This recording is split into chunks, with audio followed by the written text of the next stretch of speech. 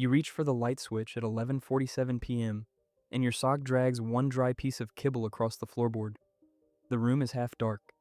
The TV is still glowing blue behind you, and before your hand even touches the switch, your dog is already there, head tilted just a few degrees, tail moving in that low, slow half moon, eyes fixed on your face for one beat too long to be random. You didn't call. You didn't open the treat drawer, you just stood up and somehow they moved closer. The obvious explanation is the one you already have in your head. Your dog wants something. Food, a walk, a routine. That sounds reasonable, but if this is just wanting something, why do they do it most when they already have everything? That question gets much bigger than most people realize. And most dog owners have no idea. In 2013, researchers at the University of Veterinary Medicine Vienna tested 20 pet dogs with solvable food puzzles under 3 conditions: with their owner present, with a familiar person present, and alone. The result was sharp. Dogs worked longer, tried harder, and stayed more engaged when their owner was there. Not because the owner helped, just because the owner existed nearby.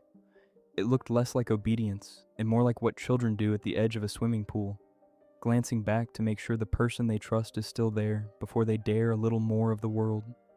So when your dog checks your face before stepping into a new room, or looks back at you at the park, that isn't distraction.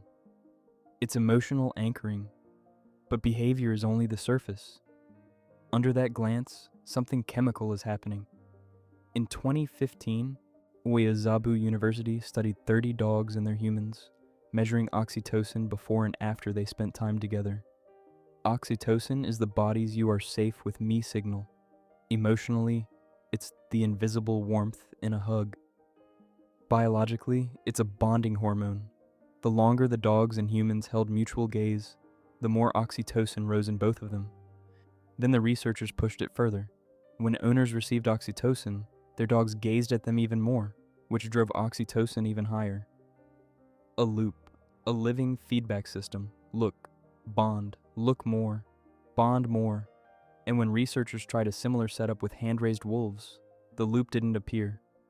That matters because it means this isn't just animal attention, it's species-specific attachment.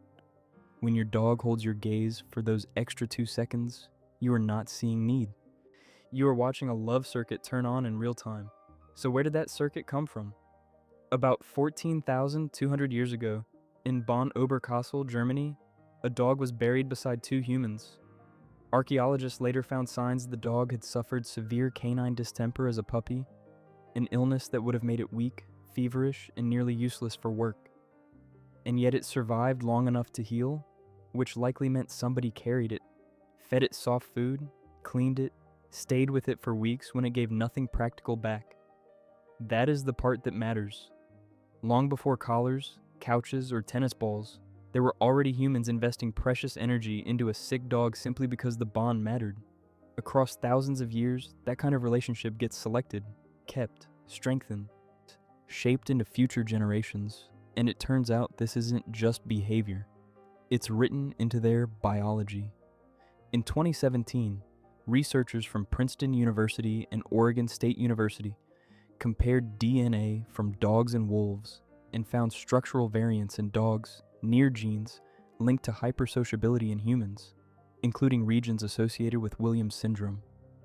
In plain English, parts of dog DNA appear tuned to make human contact unusually rewarding, which means that leaning against your leg, following you into the kitchen, and searching your face isn't just learned manners.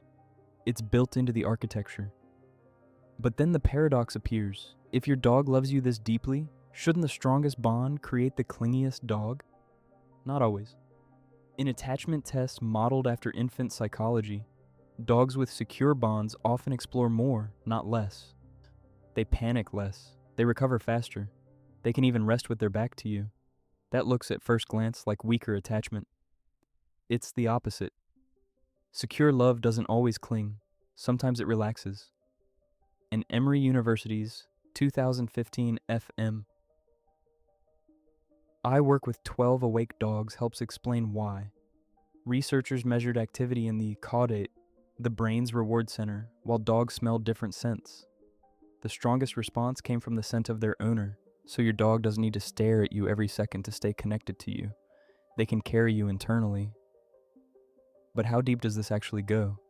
In 2022, Azabu University used a Schirmer tear test, tiny strips placed under the eyelid to measure tear volume, in 18 dogs before and after reunion with their owners. Tear volume increased significantly when the dogs were reunited with their person, but not when they saw familiar non-owners. Read that again in the language your heart understands. Your dog can cry because you came home. That means the bond reaches all the way down into physiology, into the body itself, into moisture gathering at the eye, because your return changes what their nervous system is doing. There's one last thing I need to tell you, and it might be the most important part of this video. If your dog says I love you without sound, then changes in those silent signals matter. Watch for fewer check-ins, less leaning, a greeting ritual that suddenly disappears, sleeping farther away for no obvious reason, a softer face turning hard, a dog that stops making eye contact, stops following, stops resting deeply near you. Those changes can mean stress, pain, confusion, sickness or illness long before anything dramatic happens, because the hardest part of loving a dog is this. The first warning is usually behavioral. There are no words, no complaints, no clean explanation. So the next time it's 11:47 p.m.